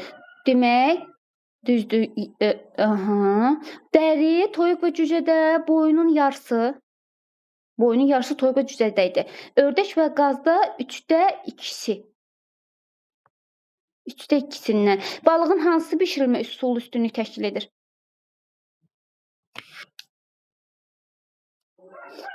Bəli, qızardılma idi ki, üstünlük təşkil edirdi. Balığın hansı bişirilmə üsulunda biz dedik ki, oraya elə bir litr su, 1 çay qaşığı duz tökülür. Dənəvər istiyor, dəfnə yarpağı, doğranmış soğan, yer kökü. Hansına aid idi bu? Doğranmış qaynatma sözündə demək, bu d ilə doğranmış soğan, yer kökü, dənəvər sto, dəfnə yarpağı. Amma biz dedik ki, buğaverməni hansı buğavermədə hansında idi? Hansı tərəvəzlər tökülürdü, ədviyyatlar tökülürdü?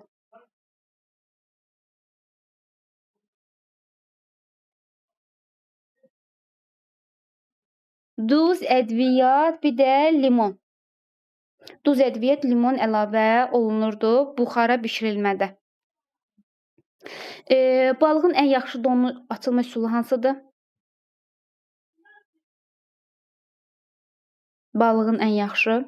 Aha, düzdür. Baxın müəllimlər, bu bir dəfə 2021-də ya 2020-ci ildə miqə düşmüş sualdır. Bir dənə bax bu sualıma cavab verin. Deyin görək mənə, iri balıq necə?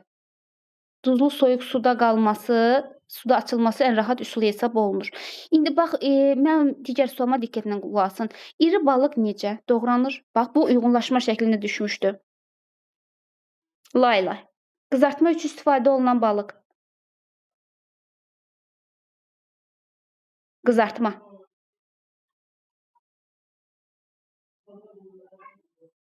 Qızartmanı bəziləriniz səhv yazdınız müəllimlər. Enli, ensiz formada kiçik bucaq altında doğranılır. Bu qızartma idi. Əgər qaynatmada isə, bax siz dediyiniz idi. Qaynatma üsulu ilə desəydi ki, perpendikulyar formada. Bax bu uyğunlaşdırma şəklində düşmüşdü. 2020-21 dəqiq bilmirəm. Bax bu miqə düşüb. İri balıq laylay, qızartma kiçik bucaq altında, qaynatma isə perpendikulyar formada doğranırdı. Sonra nə deyirik? Burğu dəzgahında emal zamanı alətlər harda bərkidilir? Alətlər yox, üzr istəyirəm, pəstahlar harda bərkidilir?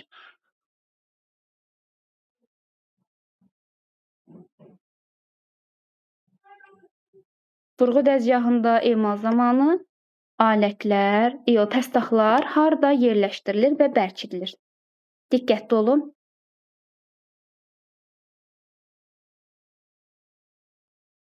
Nə oldu? Niyə yazmadınız? Demək, yox, əlməngənəsi sıxac deyil. Burğu dəzgahında emal zamanı emal edilən pəstahlar məngənədə sıxıcı tərtibatlı, digər adı konduktor idi. Bir də dəzgah stolunda yerləşdirilir və bərkidilirdi. Əl məngənəsi sıxacı nə zaman götürürdük biz? Kiçik diametrli deşiklərin burğulanması zamanı pəstahlar əl məngənəsi və sıxacların köməyi ilə bərkidilirdi. Bu kiçik diametrli deşiklərə aid edilirdi. Yaxşı, burğu patrondan nəyin vasitəsilə çıxarılır?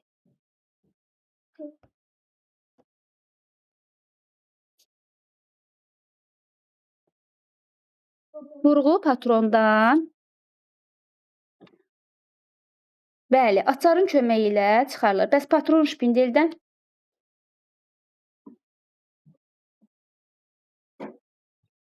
Düzdür, pazın vasitəsilə çıxarılır. İndi deyin mənə görüm, bir tərəfində başlığı, digər tərəfində birləşdirən detalın birinə yivin köməyi ilə daxil olmağa imkan verən bir şəkilli bərkitmə detalıdır. Yox, çıxıntılı bərkitmə detalı. Vint, bəli. Boltu necə öyrənmişdik? Bir tərəfində başlıq, digər tərəfində yivi olan silindrik mil şəkilli bərkitmə detalı. Bu çıxıntılı bərkidici detal vintdir. Vint şəkilli bərkitmə detalı isə nədən gedir? Söhbət boltdan gedir. Mətbəx bıçağı, yox, itləmə bucağı böyüdükdə mətbəx bıçağı kütləşir yoxsa itləşir? Yaxşı, düzdür. Burdan yola çıxaraq bir sual daha verirəm. Mətbəx bıçağı neçə dərəcəli bucaq altında emal olunurdu? İtlənirdi. Bəli, 25-30 dərəcəli bucaq altında. Əla, doğrudur. Yaxşı, 2-3 millimetr qalınlığında metalın çapılması üçün hansı zərbədən istifadə olunur? Dirsək zərbəsidir. Düzdür. Hansı zərbə sərras olmalıdır? Bəli. Çiyin zərbəsi sərrast olmalıdır. Yüksək təsir altında formasını dəyişməyə imkan verən qabiliyyətidir. Metalın hansı xüsusiyyətinə aiddir bu? Yüklərin təsiri altında formasını dəyişir. Elastik yazan müəllim, səhv yazmısınız. Elastik qüvvə tətbiqi dayanandan sonra əvvəlki vəziyyətini dəyişir, bərpa edir. Mən deyirəm ki, yükün təsiri altında formasını dəyişir. Bu plastikdir, yəni mexaniki xassədir. Bəs yaxşı, zərbənin təsiri altında yeni forma alırsa, bu hansı xassəsidir? Elastik yox. Döyülə bilmək qabiliyyətidir müəllimlər, döyülür. Bu olur texnoloji xassə, qarışdırmayaq. Əgər zərbənin təsiri altında yeni forma alırsa, döyülə bilir. Bu olur texnoloji xassə, amma yeni dəyişirsə, plastikdir, bu olur mexaniki xassə. Nə qədər poladın tərkibində neçə faiz karbon, çuğunda neçə faiz karbon var, onu da yazaq.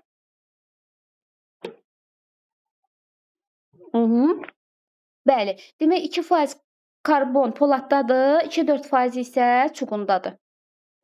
İndi deyin mənə, misin quruluşun alüminiumun qala ilə birlikdə ərintisidir. Söhbət hansı əlvan ərintidən gedir? Misin quruluşun alüminiumun qala ilə birlikdə ərintisidir. Bəli, birincidən gedir söhbət. Yaxşı, bəs hansı əlvan ərintidir ki, biz dedik ki, yüngül bir ərinti olduğu üçün aviasiyada müxtəlif ekserlər üçün istifadə olunurdu. Yüngül ərinti deyirəmsə, bəli, söhbət duralüminiumdan gedir. Düz, alüminium yox, duralüminium. Yaxşı, hansı prokat növüdür ki, müəllimlər? Həm bina tikintісində, həm dəzgahlarda istifadə olunur. İsti yayılmış metal profil növüdür. Düzdür, künclükdür. Yaxşı. Hansı profil prokatdır ki, onlardan bolt və qaykalar düzəldilir? Bolt və qayka. Dairə yazan müəllimə səhv yazıb, 600-lü prokatdır o. Yuvarlaq enkəsikli pəstəxlardan torna dəzgahı üçün hansı detallar yonulur? Yuvarlaq enkəsikli pəstəxlardan torna dəzgahı üçün hansı detallar yonulur?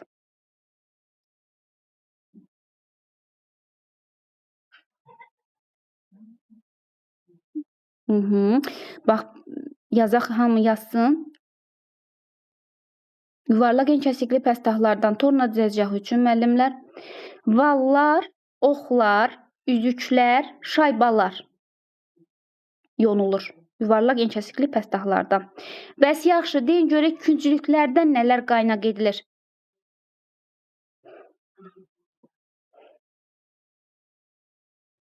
Künclüklərdən nələr qaynaq edilir?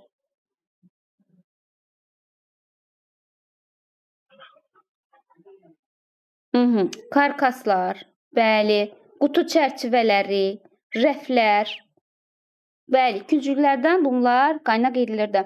Yaxşı, bir sualım daha olsun. Detalların möhkəmliyini və sərtliyini artırmaq üçün istifadə olunur. Hansı profil prokatda? Düzdür. Rels və şvellerdir. Hansı profil prokat növüdür ki, isti yayılmışdır, kifayət qədər ucuzdur? Universal olması ilə xarakterizə olunur, mükəmməl qaynaqlanır. Bəli, bunlar yenə də hər biri künclüyə aid edilirdi. Sonra müəllimlərinə harda çətinlik çəkdiyi mövzular var. Ən çox onlara diqqət yetirmək istəyirəm. Nəyə baxaq? Deyin mənə görüm, texnoloji əməliyyatlar, materiallar göstərilməklə detalların tam hazırlanma prosesində özündə əks etdirən texnoloji sənət.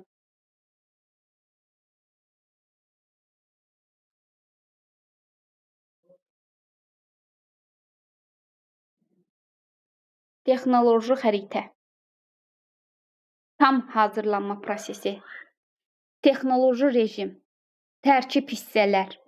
Hamısını bu cümlədə görürsünüzsə, bax, texnoloji tam hazırlanma, tərkib hissə, texnoloji rejim, texnoloji xəritəni götürürsünüz. Yaxşı, bəs hansı texnoloji sənətdir ki, biz dedik ki, təchizatların, avadanlığın, materialların müəyyən ardıcıllıqla hazırlanması, bütün əməliyyatlar üzrə aparılan texnoloji prosesləri özündə cəmləşdirir. Bəli, marşrut xəritəsidir bu. Marşrut xəritəsidir. Həmçinin biz bunu demişdik ki, iş sənədlərinin tərtibinin bütün mərhələlərində istifadə olunan əsas texnoloji sənətdir.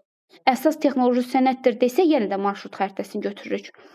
Deyirəm ki, mən çertyoji işləyir. Kim? Hansı peşə sahibi? Yazın. Çertyoji işləyir. Fəhlə? Yox, fəhlə yazan müəllimə səhv yazdınız. Aha, çertyoji işləyirdi. Konstruktor. Emal texnologiyalarını kim işləyir? Emal texnologiyasını və yığılmasını. Bəli. Onda bu işləyirdi texnoloq. Sonra məmulatın quruluşunu əks etdirir.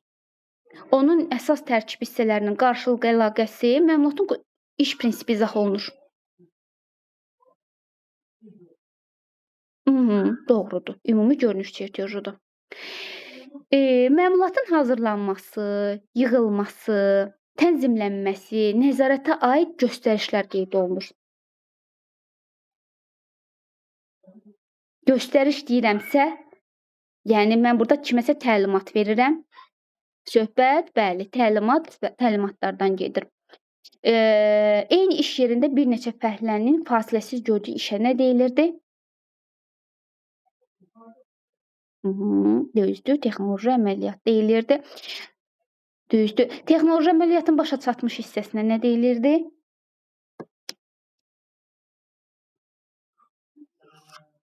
Texnoloji əməliyyatın başa çatmış hissəsi texnoloji keçid deyilirdi. Yaxşı. Sonra nələrə diqqət yetirməliyik? Bax, əsasən gəlin xərclərə baxaq.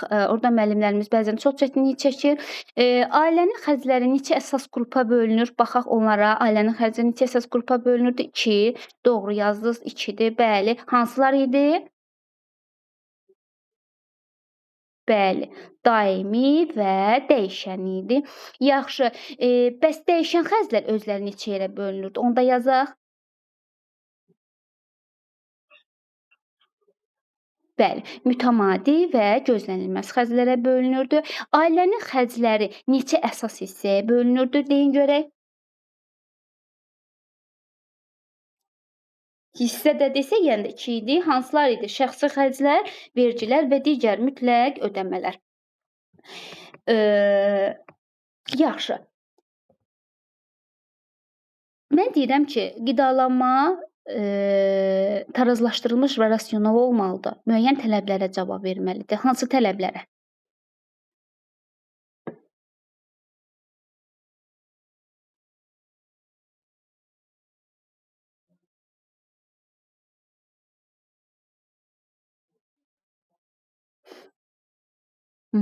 Düzdür. Müntəzəm, müxtəlif, lazımi miqdar, bir də keyfiyyət. Düzdür, əla.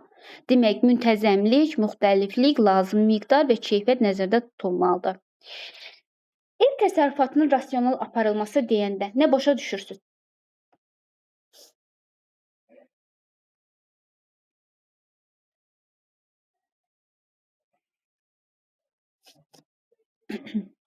Bəli.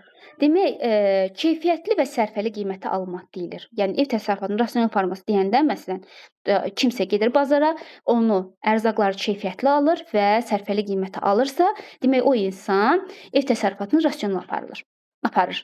Bəs yaxşı, onda deyin mənə görüm, ərzağın qida dəyəri nə ilə ölçülürdü?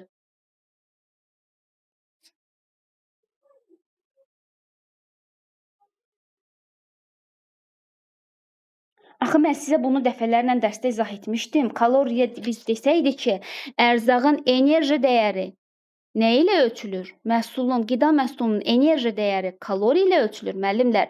Qida dəyəri isə onun tərkibindəki yağların, zülalların, karbohidratların, mineral duzların və vitaminlərin miqdarı ilə ölçülür. Enerji dəyəri kaloridir, qida dəyəri isə onun tərkibindəki qidalı, bizə olan hansı ki tərkiblərdir, qidalı maddələrdir. Enerji dəyəri budur, qida dəyəri budur. Enerji dəyəri kaloridir. Xahiş edirəm çaşmayın. Yaxşı. Qidanın müxtəlifliyi, rasional tarazlığı qida məhsullarının alınmasında iqtisadi hesablamadır.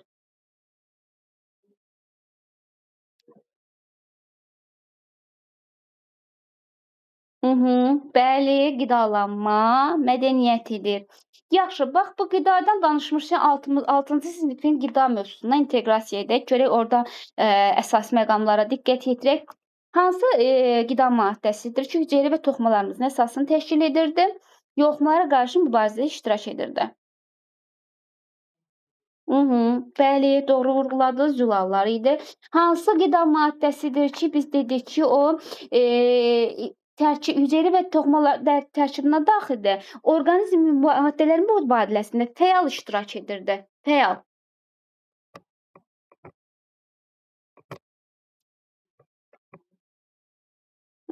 Fəaldır. Yaxşı, Venn diaqramda karbohidratla yağa ortaq cəhət nə götürərdiniz müəllimlər?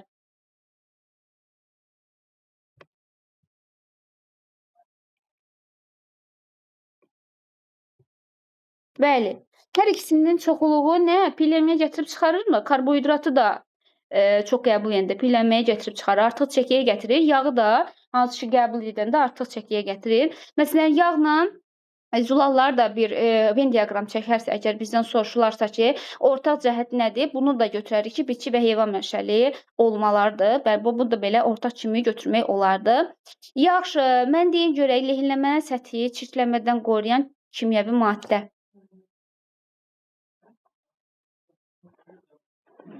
Düzdür, flüsdür. Yaxşı, lehinlənəcək səthləri bəs çirkdən, pasdan nəyin vasitəsilə təmizlənir?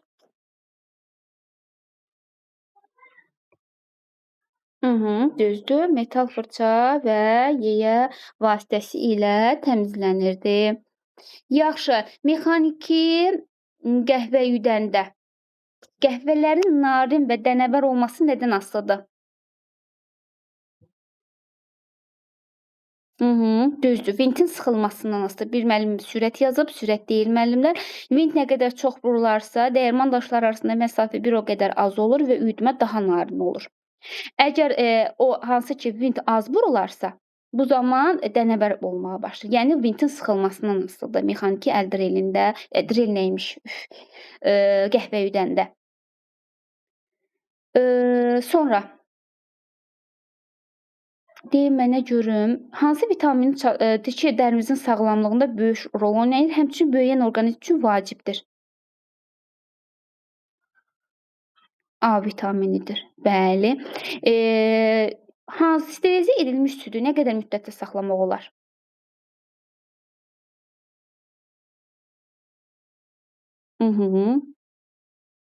4 aya qədər saxlamaq olar və biz bildiyimiz kimi sterilize edilmiş süd daha yaxşı süd hesab olunurdu. Yaxşı, gəlin biraz tikiş mövzusuna da baxaq. Deyin görək emal edilən əşyadan gözlərə qədər olan məsafə nə qədər olmalıdır?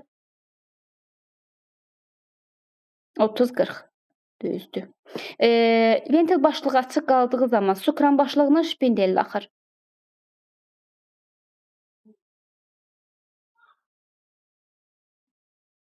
Düzdür. Ventil bağlıdır, amma krandan su axır. Açanda və uğuldayır və titrəyir. Bəli, söhbət ara qatdan gedir. Yaxşı. Bir detalı digərinin üstünə qoyaraq tikməkdir. Düzdür, sırmanı qeyd etdiniz, düzdür. Tərsinə çevirmə şərti ilə detalın kontur boyunca birləşdirilməsidir.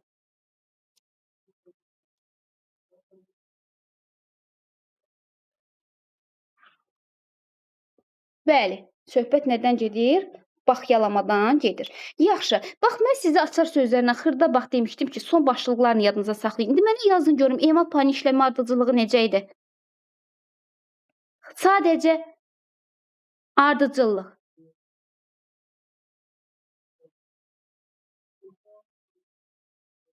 Xeyr müəllimə, dərsimiz son dəqiqələrdir. Artıq 2 saatdır ki, sual-cavab edirəm. Tez biz bu artıq bir neçə dəqiqəyə dərsimiz yekunlaşacaq.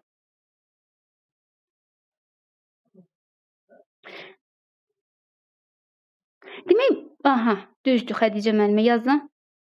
Demək, emal pani işlənməsi necə idi? Xarici bucaq, daxili bucaq, daxili kontur, xarici kontur. Xariclə başlayır, xariclə bitir. 4 əsas hissədir. Bax, belə yadınızda saxlayın. Xarici bucaq. Bax, diqqətli olun. Əsas bax, öz müdavinlərim də burada var. Xarici bucaq, daxili bucaq, xarici kontur, daxili kontur, xarici kontur boyu tikməklə yerinə yetirilirdi. Xariclə başlayır, xariclə bitir. Xarici bucaqla başlayır, xarici konturla bitir.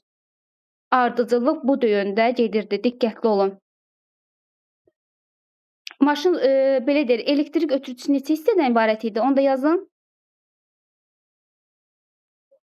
Elektrik ötürücüsü neçə hissədən ibarətdir?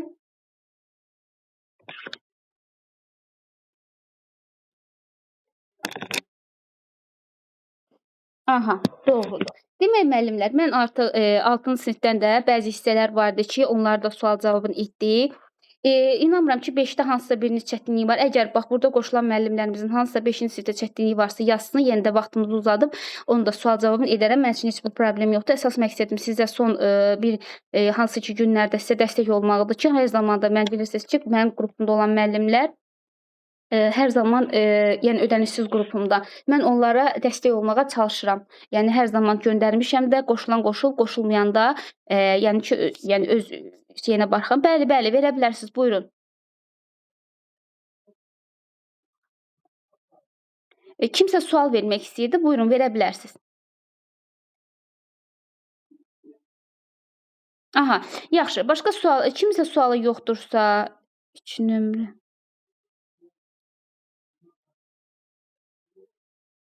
Hansı növə? Bir zəhmət olmasa səsi açın, deyin, mən sizə izah verim. Hə, ətin mexaniki emalını deyirsiniz müəllimlər. O döş kürək, bel arxa, nə bilim boyun ətini deyirsiniz də yəqin ki, o qərəzli mövzunu. Onu müəllimlər biz ki, həmişə müdavinlərə köhnə kitabına öyrənmişik. Köhnə kitabına. Yəni mən yenə də deyirəm ki, hər zaman müəllimlərimə, yəni öz müdavinlərimə köhnə kitabına öyrətmişəm onu. Çünki o səhvdir orada. Səhv edib. Yəni təkcə bu mənim fikrim deyil, bir neçə təlimçi ilə də məsləhətləşmişəm, yəni savadlı, bələd olduğum müəllimlərlə. Onlar da elə 3 növdə, yəni köhnə Müəllimə, kitabına. bir sual verə bilərəm sizə? Bəli, bəli, buyurun. 9-cu sinifdə tikiş mövzusu var axırda, şalvar balağı, qol kənarları. Mən onu heç cür yadımda saxlaya bilmirəm də.